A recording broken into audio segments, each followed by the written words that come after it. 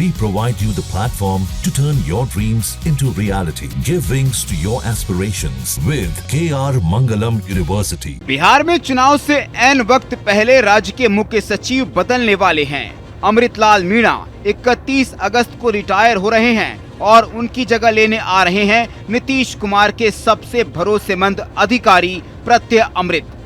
बिहार की नौकरशाही में गिने चुने अफसर हैं जिन्होंने मुख्यमंत्री नीतीश कुमार का पूरा भरोसा हासिल किया है। इनमें प्रत्यय अमृत सबसे पहले आते हैं। विवादों से दूर रहते हुए काम करना, ईमानदारी, सादगी और परिणाम देने की क्षमता उनकी पहचान बन चुकी है। मौजूदा मुख्य सचिव अमृतलाल मीणा 31 अगस्त को रिटायर हो रहे हैं और सरकार ने ये पहले ही साफ कर दिया है कि उनके बाद राज्य के सबसे भरोसेमंद और सशक्त अधिकारी में शुमार प्रत्यय अमृत को ही जिम्मेदारी दी जाएगी। प्रत्यय अमृत का नाम बिहार की नौकरशाही में किसी परिचय का मोहताज नहीं है। वो उन गिने चुने अधिकारियों में शामिल हैं जिन पर मुख्यमंत्री नीतीश कुमार को सबसे ज्यादा भरोसा है। ये भरोसा यूं ही नहीं बना। सालों की मेहनत, ईमानदारी, सही और सटीक परिणाम और विवादों से दूर रहकर कार्य करने की उनकी शैली ने उन्हें राज्य का सबसे भरोसेमंद और असरदार अधिकारी बना दिया। उनका रिकॉर्ड ऐसा रहा कि जब जब राज्य सरकार को किसी संकट या असंभव जैसी स्थिति से निपटना होता है, प्रत्यय अमृत को ही जिम्मेदारी सौंप दी जाती है। उनका प्रशासनिक सफर कई ऐतिहासिक निर्णयों और सफल प्रयोगों से भरा हुआ है। गोपालगंज के एक सामान्य परिवार में जन्मे प्रत्यय अमृत के घर में किताबों की कमी नहीं है। बचपन से उन्हें शिक्षा का पूरा माहौल मिला। पिता रिपुसूदन श्रीवास्तव बाबा साहेब भीमराव अंबेडकर बिहार विश्वविद्यालय में दर्शन शास्त्र के प्रोफेसर थे और माँ कविता वर्मा एक शिक्षिका थी। प्रत्यय की बचपन से ही पढ़ाई में गहरी रुचि के पीछे ये एक बड़ी वजह थी। दिल्ली विश्वविद्यालय में स्नातक और फिर प्राचीन इतिहास में एमए में टॉप करने के बाद उन्हें श्री वेंकटेश्वर कॉलेज दिल्ली में लेक्चरर बनने का प्रस्ताव मिला। लेकिन दिल में शायद एक और सपना पल रहा था, वही सपना जिसके लिए बिहार के लड़के जाने जाते हैं, आईएएस बनने का सपना। सिविल सेवा की तैयारी शुरू की और दूसरे ही प्रयास में यूपीएससी पास कर लिया और फिर वो 1991 बैच में बिहार कैडर के आईएएस बन गए। जब वो कटिहार के जिला अधिकारी थे तब उन्होंने स्वास्थ्य विभाग में पहली बार public private partnership PPP model लागू किया।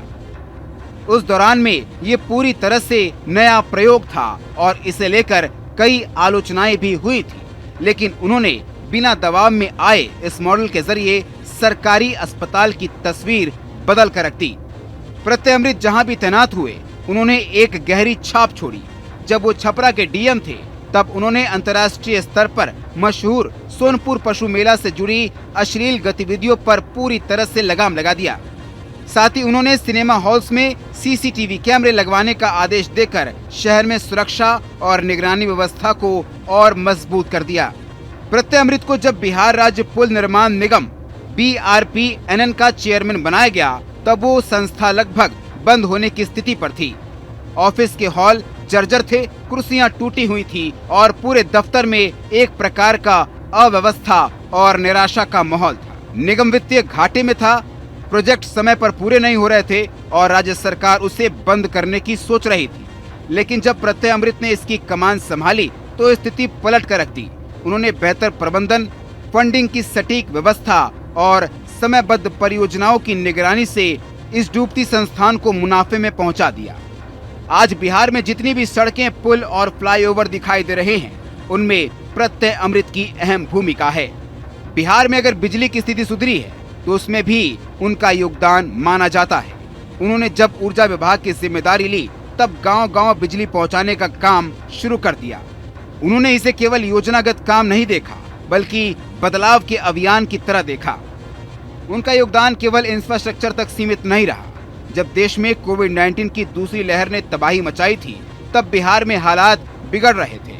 उस मुश्किल समय में प्रत्यय अमृत को स्वास्थ्य विभाग की जिम्मेदारी दी गई और उन्होंने ऑक्सीजन सप्लाई में वृद्धि, कोविड बेड की संख्या 2 गुनी करने और वैक्सीनेशन की रफ्तार बढ़ाने जैसे कदम उठाए। उनके निर्णयों का ही असर था कि बिहार में महामारी से होने वाली मौतों को काफी हद तक रोका जा सका और हालात तेजी से काबू में आए।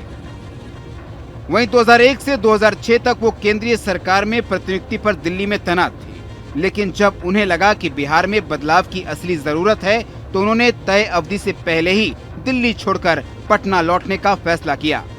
अब जब उन्हें बिहार का मुख्य सचिव बनाया जा रहा है तो उनसे उम्मीदें और जिम्मेदारियां दोनों बहुत होंगी, खासकर जब राज्य में चुनाव होने वाले हैं। चुनावी साल में निष्पक्षता बनाए रखना और बदलते सियासी समीकरणों के बीच ब्यूरोक्रेसी की साख बचाए रखना उनके लिए बड़ी चुनौती होगी।